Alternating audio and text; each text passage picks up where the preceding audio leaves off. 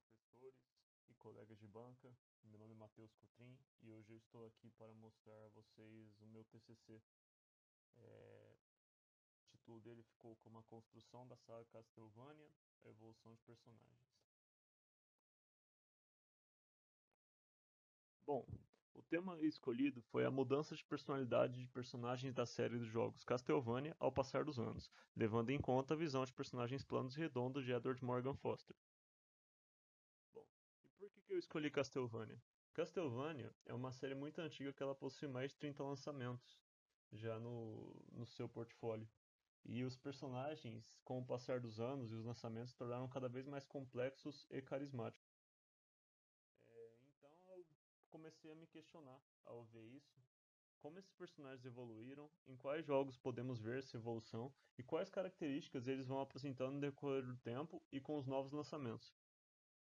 Os objetivos gerais da minha pesquisa é descrever as personalidades de personagens da série Castlevania, e analisar e comparar como esses personagens foram se tornando mais profundos ao longo dos anos, tendo em vista a ideia de Foster.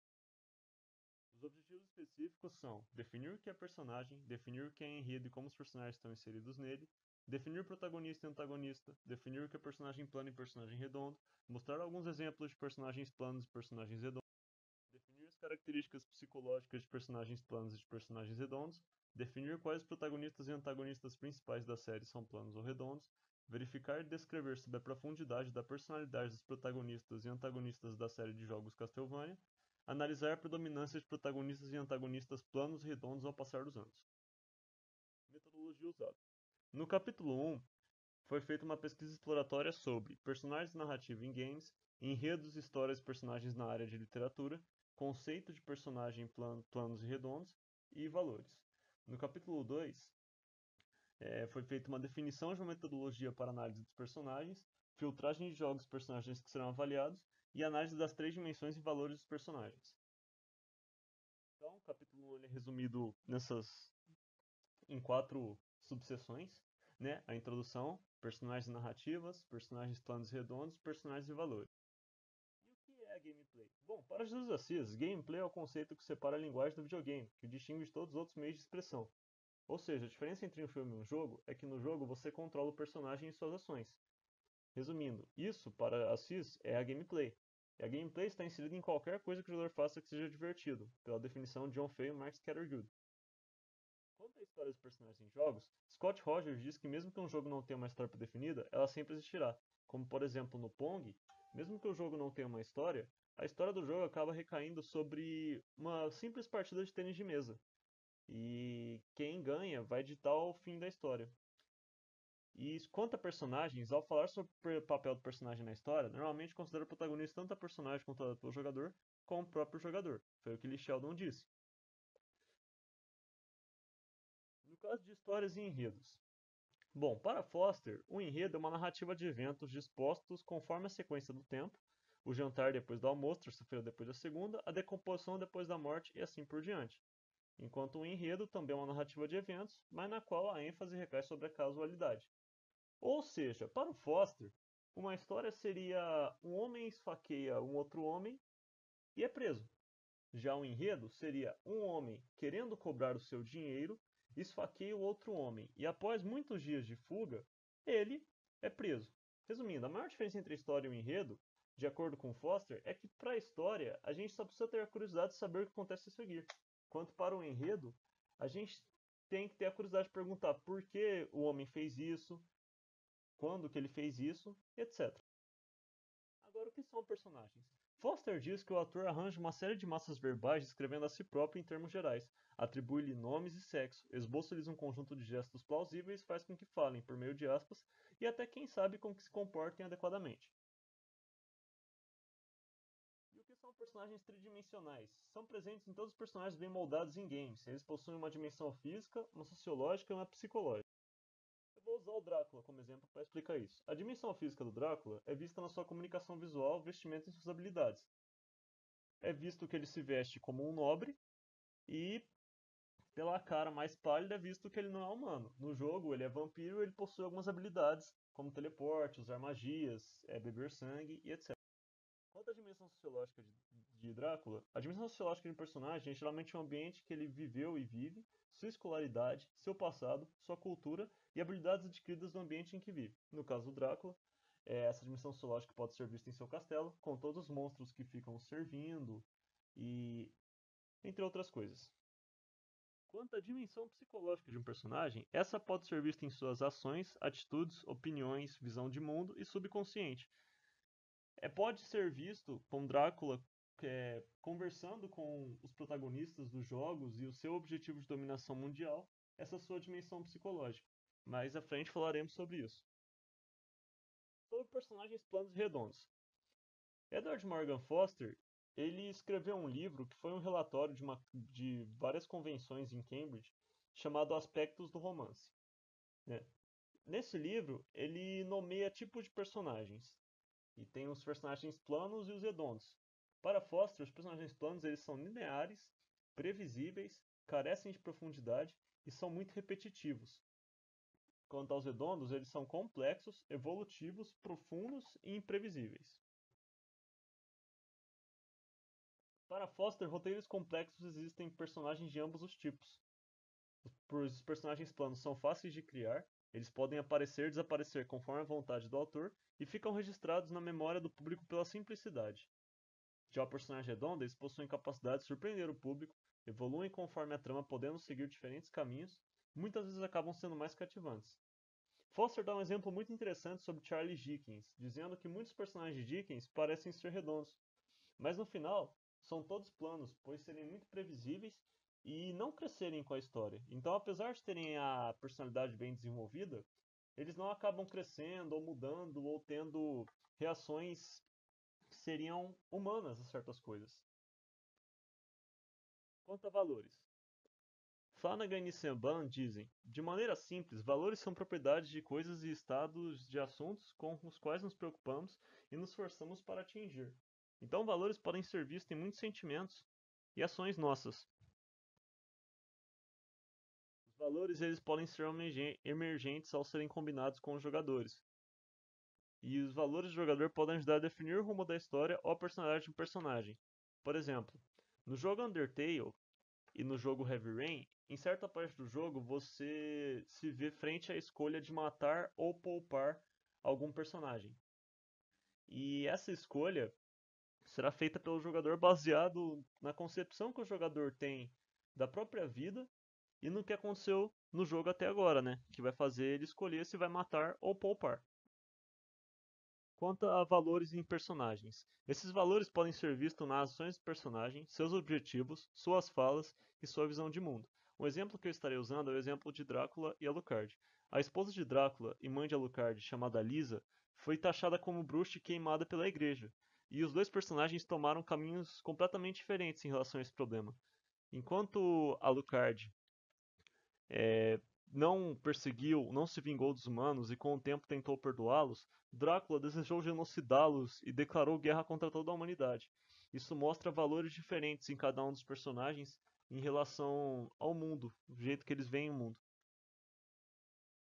Falando agora sobre o capítulo 2. No capítulo 2, abordamos as linhas gerais e temas abordados no jogo Castlevania, falamos sobre o contexto do jogo e de sua linha do tempo, comentando um pouco sobre cada um dos jogos que foi lançado, criamos uma metodologia para análise de personagens, falamos sobre os jogos e personagens que serão avaliados, criamos um método de classificação para personagens planos e redondos e analisamos os personagens Drácula, Morte e Alucard. Algumas informações sobre Castlevania. Ele surgiu no ano de 1986, foi desenvolvido pela Konami, ajudou a definir um estilo novo nos games, junto com o jogo Metroid, que é o estilo Metroidvania, que é uma exploração em 2D de vai e volta, onde seu personagem consegue acesso a outras áreas e a exploração é bem recompensada. O jogo possui 34 anos, possui mais de 20 títulos lançados, além de remakes e masters compilados, recebeu diversas adaptações de uma HQ, um livro e até uma série no Netflix. Castlevania, como podem ver nesse slide, passou por uma mudança temática ao passar dos anos. Ele começou com uma coisa entre bárbaros enfrentando vampiros, passando por um estilo de anime e definindo o estilo que ficou mais famoso, que foi o estilo gótico, relembrando uma certa era vitoriana ou neogótico, que também acabou sendo traduzido para a nova geração. Apesar disso, não foi oficializado esse estilo e jogos de versão mais anime também ainda foram lançados depois de Symphony of the Night, que foi o que definiu o estilo. Porém, o jogo popularmente ficou mais conhecido pelo estilo de Symphony of the Night, que é este. Quanto ao contexto e linha do tempo, quase toda a história de todos os jogos é pautada no conflito entre a linhagem dos caçadores de vampiro, os Belmonts, e os seus descendentes contra o príncipe das trevas Drácula. Inúmeros jogos demonstraram esse conflito ao passar dos anos das gerações, desde a Idade Média, passando por duas guerras mundiais até chegar no futuro. O último jogo é datado no ano de 2036. Os jogos foram lançados desde 1936 até 2019, sendo que em 2020 também teve um port de Symphony of the Night para celular. Outra coisa que é importante ressaltar é que, cronologicamente, os jogos não são lançados em ordem. Então, certos jogos passaram antes, como prequels e sequels. Então, quando eu fiz a análise, eu fiz por ordem de lançamento, na vida real, assim. A metodologia de análise dos personagens que usamos foi a escolha dos personagens com maior recorrência na série, a filtragem de jogos com mais relevância para a construção da personalidade do personagem e, por fim, tabelas de análise que foram usadas para fazer comparações, análises mais detalhadas, etc. Bom, quanto aos jogos que os personagens serão avaliados, chegamos a três conclusões de personagens que foram escolhidos. O primeiro deles sendo Alucard, porque ele é um personagem que tem uma recorrência bem menor que Drácula ou Morte, que são os outros, mas ele é um personagem que mudou bastante conforme os anos. Ele aparece em mais 5 jogos da série, ele é protagonista de Symphony of the Night, que é um dos jogos mais aclamados da série, e ele teve um grande crescimento de personalidade, mais que qualquer outro protagonista, que eu achei interessante de analisar. Quanto a Drácula e Morte, eles aparecem em quase todos os jogos da série, Morte aparecendo em todos, e eles mudaram muito de personalidade, o Drácula principalmente. O Drácula ele acaba sendo um grande cerne do meu trabalho. Quanto aos jogos que foram escolhidos, foi escolhido essa lista aqui. Esses jogos eles foram escolhidos por trazerem algo de novo, a personalidade do personagem, os seus valores e etc. Ou por terem alterado, de certa forma, o contexto do jogo Castlevania. Métodos para a classificação de personagens planos redondos. Cheguei à conclusão, após pesquisas feitas com os autores, que os personagens planos, suas três dimensões não ficam muito bem desenvolvidas. Seus valores são previsíveis e imutáveis. E eles são lineares, eles não tendem a ter uma evolução, a aprender com os erros e etc. Quanto aos redondos, eles possuem pelo menos duas das três dimensões bem desenvolvidas e com aprofundamento, bem detalhados e etc. Seus valores são mais complexos e podem mudar de acordo com as experiências que o personagem tem. E eles não são lineares, eles aprendem, eles mudam e eles podem seguir por outros objetivos. Bom, nos primeiros jogos da franquia, Drácula era um personagem plano, ele não tinha muito aprofundamento em sua personalidade e ele agia basicamente como o cara mal da história. Ele era falado e visto como o cara mal que ia destruir a humanidade. Era basicamente isso, não tinha muito o que comentar. Em Drácula's Curse mostra que ele teve um filho e que o filho é contra a crueldade dele. Bom, em Round of Blood, Drácula começa a demonstrar traços de personagem redondo. Apesar de ser majoritariamente plano durante o jogo, ele já demonstra que tem uma personalidade carismática e age com classe. Apesar de ter muita confiança em si mesmo, ele também faz questionamentos filosóficos ao fim do jogo para o protagonista, mostrando que ele não se vê como vilão. Em Symphony of the Night, Drácula é mostrado mais sobre seu passado, mostrado suas motivações por meio da sua raiva da humanidade. A humanidade queimou a esposa de Drácula após ter taxado ela como bruxa, e ele, em retaliação, jurou fazer um genocídio global. E apesar disso, Drácula, ao fim do jogo, ao ser derrotado por Alucard, ele demonstra arrependimento após ouvir de Alucard as últimas palavras de sua esposa Lisa. E arrependimento é um sentimento muito humano. De acordo com o Dice, o dicionário online da língua portuguesa, o arrependimento ele vem do remorso, e o remorso, por sua vez, vem da culpa. E tanto a culpa quanto o remorso são esses sentimentos extremamente antagônicos que carregamos em relação a nós mesmos, onde nos julgamos e nos taxamos como algo negativo. Ficamos pensando em nos arrependendo de algo que fizemos, o que é incomum para a personalidade de Drácula, o tornando um personagem redondo. Em Lament of Innocence, Drácula também é um personagem redondo, mostra mais acerca do seu passado e da sua personalidade, mostrando que Lisa não foi a única esposa que ele perdeu, e que sua primeira esposa se chamava Elisabetta e ela morreu de uma doença enquanto ele estava numa cruzada. E quando ele voltou, ele se voltou contra Deus, culpando a Deus por sempre lutar por Deus e Deus ter levado sua esposa inocente.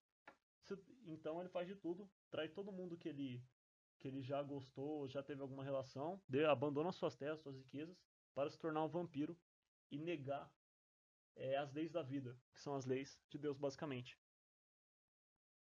Em Curse of Darkness, Drácula é um personagem predominantemente redondo. Apesar de ele não demonstrar muita inovação nesse jogo, ele demonstra que ele ficou muito marcado pela morte da Lisa, por trás das suas falas, que é os fortes sempre vão julgar os fracos, e simpatia é uma forma de fraqueza.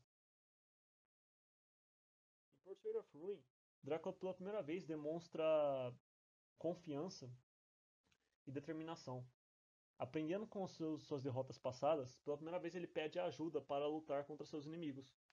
E o que é muito raro, né? Pois o Drácula sempre foi visto como um ser muito arrogante, como um ser muito confiante em si mesmo. E nesse jogo ele confia na força de um aliado para lutar ao lado dele. E esse trabalho em equipe deles é até elogiado por um dos protagonistas ao fim do jogo. Em Order of Ecclesia é mostrado mais sobre a personalidade do Conde. Demonstra que ele conhece sentimento de gratidão, pois mesmo que um humano, que é a raça que ele mais odeia, traga ele de volta à vida, ele está disposto a recompensar esse humano, seja com a vida eterna, seja com riqueza, seja que o humano quiser. Isso demonstra mais uma parte do Conde em que era desconhecido aos jogadores, e o que torna o Conde como personagem redondo. Outra coisa interessante desse jogo é que mostra que o Drácula não destrata nenhum de seus servos, então ele trata com respeito cada um de seus servos. Falando um pouco agora sobre o Mort ele é um personagem plano no primeiro jogo que ele aparece, não tem nada no Mort que o difere de outros chefões, tornando só um inimigo grande, com muita vida e que dá muito dano. Em Round of Blood, o Mort ele não é um personagem plano, não tem muito sobre sua personalidade, apesar de ele já ter uma personalidade, ele é curioso e possui até uma arrogância e é agressivo, né, que pode ser visto em suas falas, ou na sua luta, ou no começo do jogo quando ele vai lá testar o poder do protagonista, mas não o mata. Em Symphony of the Night, é o primeiro jogo em que Mort mostra traços de um personagem redondo, pois ele demonstra preocupação com o filho do Conde Drácula, e na sua Enemy Dara mostra que ele é na descrição que ele é um amigo próximo de Drácula.